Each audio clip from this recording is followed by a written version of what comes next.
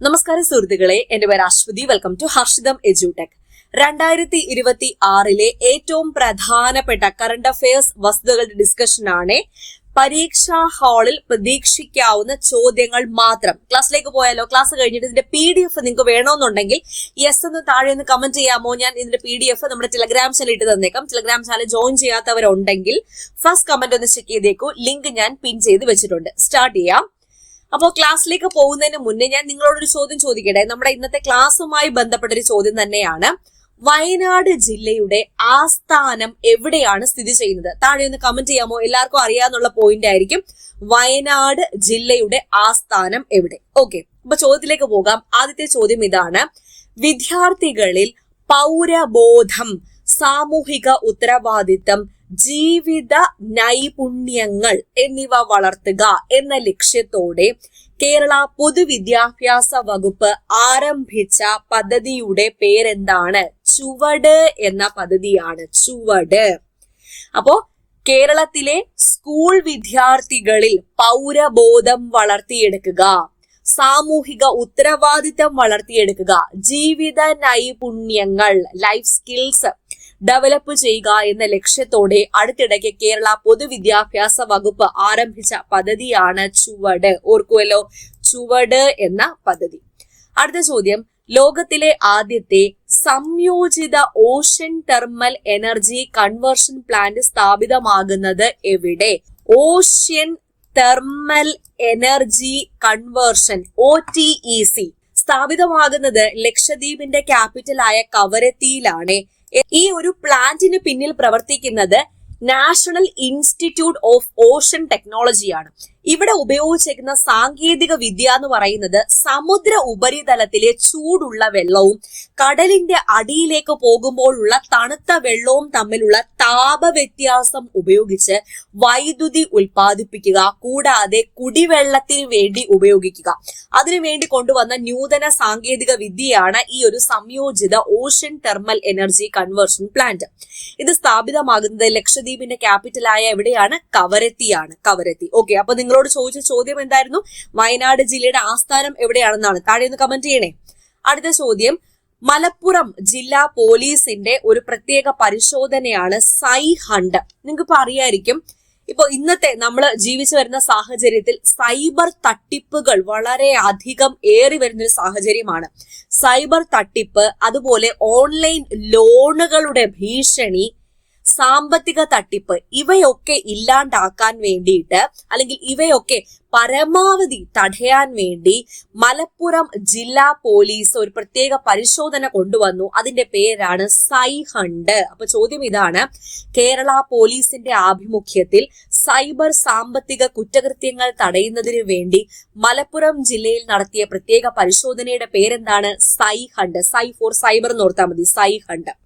അടുത്ത ചോദ്യം: കേരളത്തിലെ ഏറ്റവും വലിയ ഇരട്ട തുരങ്ക പാത, അതിന്റെ നിർമ്മാണ ഉദ്ഘാടനം കഴിഞ്ഞു. പിണറായി വിജയനാണ് ഉദ്ഘാടനം നിർവഹിച്ചത്.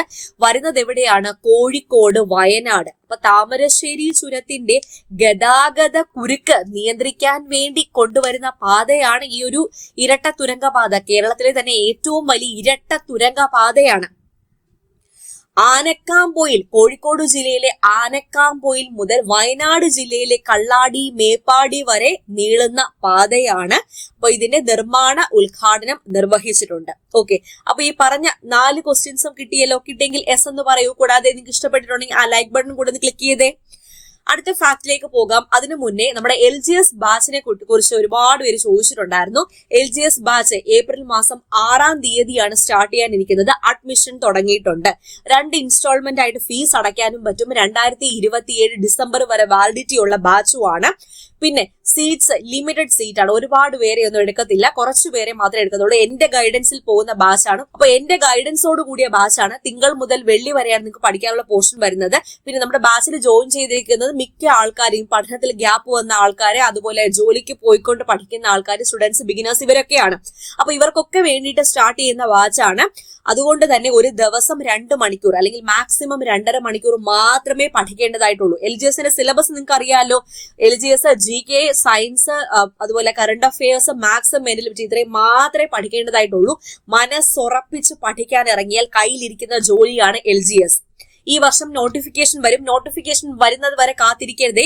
നിങ്ങൾക്ക് 100-ൽ ഒരാളാവണമെങ്കിൽ ഇപ്പോൾ തന്നെ, ഇന്ന് തന്നെ നിങ്ങൾ പഠിച്ചു തുടങ്ങണം. അതിനുവേണ്ടി നമ്മുടെ ബാച്ചിൽ ഇപ്പോൾ തന്നെ ജോയിൻ ചെയ്തോളാം. April 6 ഇപ്പോൾ തന്നെ നിങ്ങൾ മനസ്സിൽ ഉറപ്പിച്ചോളാം, ഞാൻ LGS ജോലി നേടിയിരിക്കും എന്ന് മനസ്സിൽ ഉറപ്പിച്ചുകൊണ്ട് ഈ ബാച്ചിൽ ഇപ്പോൾ തന്നെ ജോയിൻ ചെയ്തോളൂ. 6-ാം തീയതി, ഏപ്രിൽ മാസം 6-ാം തീയതി ഐശ്വര്യമായിട്ട് നമ്മൾ ക്ലാസ് സ്റ്റാർട്ട് ചെയ്യുന്നു. അപ്പോൾ സെറ്റല്ലേ? 100-ൽ ഒരാളാവാൻ സെറ്റല്ലേ? നിങ്ങൾക്ക് ആ ഒരു മനസ്സിനൊരു ഉറപ്പ് വേണം, ഞാൻ ഇത് നേടിയിരിക്കും എന്നൊരു ഉറപ്പ് വേണം. ഓക്കെ, അപ്പൊ ഹർഷിതം എഡ്യൂടെക് ആപ്പിലാണ് ക്ലാസ് വരുന്നത്. ആപ്പ് ഡൗൺലോഡ് ചെയ്യാൻ ലിങ്ക് ഫസ്റ്റ് കമന്റിലും ഡിസ്ക്രിപ്ഷൻ ബോക്സിലും കൊടുത്തേക്കാം. നിങ്ങളുടെ ഫോൺ ആൻഡ്രോയിഡ് ആവട്ടെ, ഐഫോൺ ആവട്ടെ, അതിലൊക്കെ കിട്ടും കേട്ടോ. പ്ലേ സ്റ്റോറിലും ആപ്പ് സ്റ്റോറിലും കമ്പ്യൂട്ടറിലും ഒക്കെ നിങ്ങൾക്ക് ആപ്പ് അവൈലബിൾ ആണ്. അപ്പൊ ഡൗൺലോഡ് ചെയ്തോളാം. ഫസ്റ്റ് കമന്റും ഡിസ്ക്രിപ്ഷൻ ബോക്സും ചെക്ക് ചെയ്താൽ മതി. അപ്പൊ അടുത്ത ചോദ്യത്തിലേക്ക് പോകാം. കെ ലേൺ എന്നത് കേരളത്തിലെ 4 വർഷ ബിരുദ വിദ്യാർത്ഥികൾക്ക് വേണ്ടി ഉന്നത വിദ്യാഭ്യാസ വകുപ്പ് തയ്യാറാക്കിയ ഓൺലൈൻ ലേണിംഗ് പ്ലാറ്റ്ഫോം ആണ്. ഓൺലൈൻ ലേണിംഗ് പ്രോഗ്രാം ആണ് കെ ലേൺ എന്നത്. അപ്പൊ 4 വർഷ ബിരുദം, 4 വർഷത്തെ ബിരുദം, പുതിയ പദ്ധതിയല്ലേ? 4 വർഷ ബിരുദ വിദ്യാർത്ഥികൾക്ക് വേണ്ടി അവർക്ക് ഇഷ്ടമുള്ള ഓൺലൈൻ കോഴ്സുകൾ ചൂസ് ചെയ്യാനും പഠിക്കാനും അവരുടെ പോയിന്റുകൾ ഉയർത്താനും ഒക്കെ വേണ്ടിയിട്ടാണ് ഈ ഒരു പ്ലാറ്റ്ഫോം തയ്യാറാക്കിയിരിക്കുന്നത്, കെ ലേൺ എന്ന പ്ലാറ്റ്ഫോം. അടുത്തതൊരു പദ്ധതിയാണ് കേരള ആരോഗ്യ വകുപ്പിന്റെ പദ്ധതി പ്രതീക്ഷ എന്ന പദ്ധതി എന്താണ് ലക്ഷ്യമിടുന്നത്? കുട്ടികളിലെ വൃക്ക രോഗങ്ങൾ പ്രതിരോധിക്കാനും മികച്ച ചികിത്സ ഉറപ്പാക്കാനും ലക്ഷ്യമിട്ട് കേരള ആരോഗ്യ വകുപ്പ് നടപ്പിലാക്കുന്ന പദ്ധതിയുടെ പേരാണ് പ്രതീക്ഷ. വൃക്ക രോഗം പ്രതീക്ഷ. നീലഗിരി ബയോസ്ഫിയർ റിസർവ് ഏതൊക്കെ സംസ്ഥാനങ്ങളിലായിട്ടാണ് വ്യാപിച്ചു കിടക്കുന്നത്? കേരളം, കർണാടക, തമിഴ്നാട് എന്നീ സംസ്ഥാനങ്ങളിലായിട്ട് വ്യാപിച്ചു കിടക്കുന്ന നീലഗിരി റിസർവിൽ അവിടുത്തെ വനം വകുപ്പ്, ഈ 3 സംസ്ഥാനങ്ങളിലെ വനം വകുപ്പുകൾ ചേർന്ന് സംയുക്തമായിട്ട് കഴുകന്റെ കണക്കെടുപ്പ് നടത്തുകയാണ്. നീലഗിരി ബയോസ്ഫിയർ റിസർവിലാണെന്ന് ഓർക്കുക. നീലഗിരി ബയോസ്ഫിയർ റിസർവ് പശ്ചിമഘട്ടത്തിൽ സ്ഥിതി ചെയ്യുന്ന നീലഗിരി ബയോസ്ഫിയർ റിസർവിലാണ് ഈ കഴുകന്റെ കണക്കെടുപ്പ് നടത്തുന്നത്. ഈ 3 സംസ്ഥാനങ്ങളും സംയുക്തമായി ചേർന്ന് തമിഴ്നാട്, കർണാടകം, കേരളം. അടുത്തത് കേരളത്തിൽ ഭിന്നശേഷിക്കാരുടെ ശാക്തീകരണത്തിനും സമഗ്ര പുനരധിവാസത്തിനും വേണ്ടി കുടുംബശ്രീ മാതൃകയിൽ ആരംഭിക്കുന്ന പുതിയ പദ്ധതിയാണ് സുശക്തി. ഭിന്നശേഷിക്കാരുടെ അവർക്ക് തൊഴിൽ പരിശീലനം നൽകാനും അവരുടെ ജീവിതം ഒന്ന് മെച്ചപ്പെടുത്തി കൊണ്ടുവരാനും അവരുടെ ശാക്തീകരണത്തിനൊക്കെ വേണ്ടിയിട്ട് ഒരു സമഗ്ര പുനരധിവാസ പദ്ധതി ആരംഭിക്കുകയാണ്. അതിന്റെ പേരാണ് സുശക്തി മിഷൻ. ഓക്കെ, അപ്പൊ പറഞ്ഞ 8 ചോദ്യങ്ങളും കിട്ടിയല്ലോ. 8 ചോദ്യവും കിട്ടിയോ? ഓക്കെ, സെറ്റാണോ? അടുത്തയിലേക്ക് പോകാം. പൻഖുടി എന്നത് നമ്മുടെ കേന്ദ്രത്തിലുള്ള ഒരു ഡിജിറ്റൽ പോർട്ടലാണ്. ഇത് എന്തിനു വേണ്ടിയാണ് ഡെവലപ്പ് ചെയ്തത്?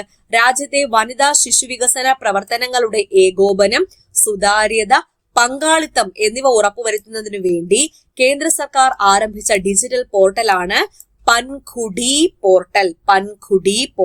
ഓക്കെ, അപ്പൊ 9 ചോദ്യമായി. അടുത്ത ചോദ്യം വളരെ പ്രധാനപ്പെട്ടത്. കേരളത്തിലെ പ്രശസ്തനായ ചെറുകഥാകൃത്താണ് സന്തോഷ് ഏച്ചിക്കാനം. ഇദ്ദേഹം ആദ്യമായിട്ട് ഒരു നോവൽ രചിച്ചിരിക്കുകയാണ്, മാതംഗലീല എന്ന് കേൾക്കുമ്പോൾ നിങ്ങൾക്ക് എന്തിനെ പറ്റിയാണ് ഓർമ്മ വരുന്നത്? അതൊന്ന് താഴെ പറഞ്ഞേ. ശരിയായിരിക്കും, മാതംഗലീല എന്ന് കേൾക്കുമ്പോൾ എന്തിനെ പറ്റിയാണ് ഓർമ്മ വരുന്നത്? നിങ്ങൾ കേട്ടിട്ടുണ്ടായിരിക്കില്ലേ മാതംഗലീല? അപ്പൊ സന്തോഷ് ഏച്ചിക്കാരന്റെ ആദ്യത്തെ നോവലിന്റെ പേരാണ് മാതംഗലീല. അടുത്ത ചോദ്യം. 2025 ഇന്ദിരാഗാന്ധി സമാധാന പുരസ്കാരം ലഭിച്ച മൊസാംബിക് മനുഷ്യാവകാശ പ്രവർത്തകയുടെ പേരാണ് ഗ്രാസ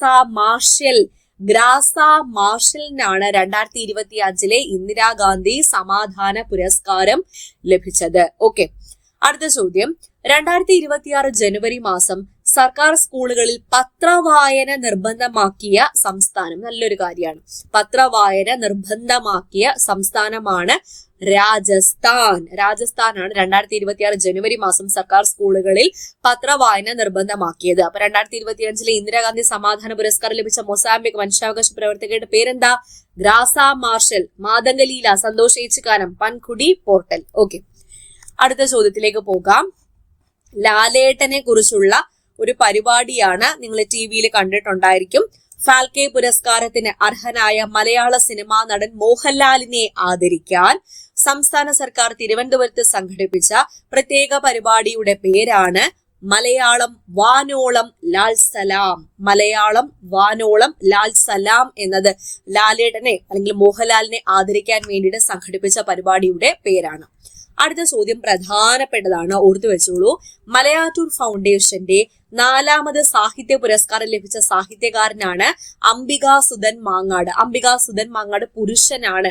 അംബിക എന്നൊക്കെ കേൾക്കുമ്പോൾ ലേഡിയാണെന്ന് വിചാരിക്കരുത്. എൻ മഗജ എന്ന നോവലിന്റെ കർത്താവാണ് അംബികാസുധൻ മാങ്ങാട്. ഇദ്ദേഹത്തിന്റെ അല്ലോഹലൻ എന്ന കൃതിക്കാണ് പുരസ്കാരം ലഭിച്ചത്.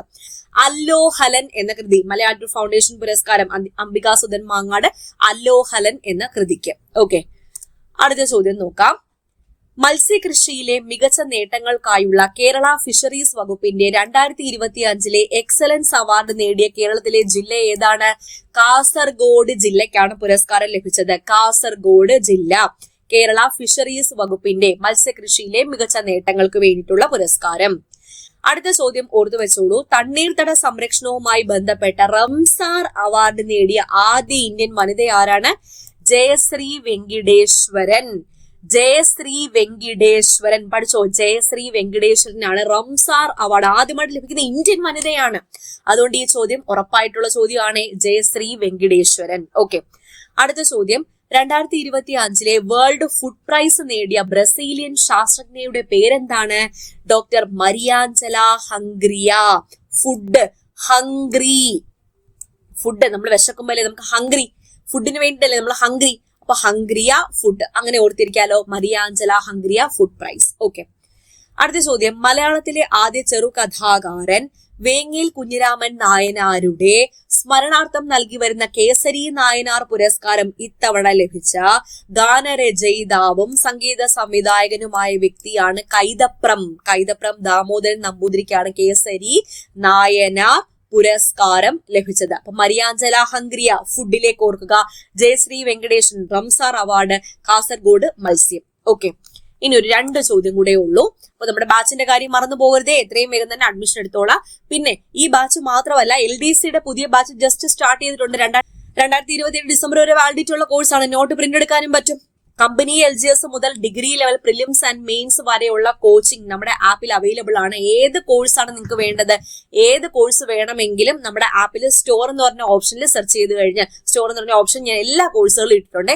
ഏതാന്ന് വെച്ചാൽ നിങ്ങൾക്ക് നോക്കിയെടുക്കാവുന്നതാണ്. ഓക്കെ, അടുത്ത ചോദ്യം നോക്കാം.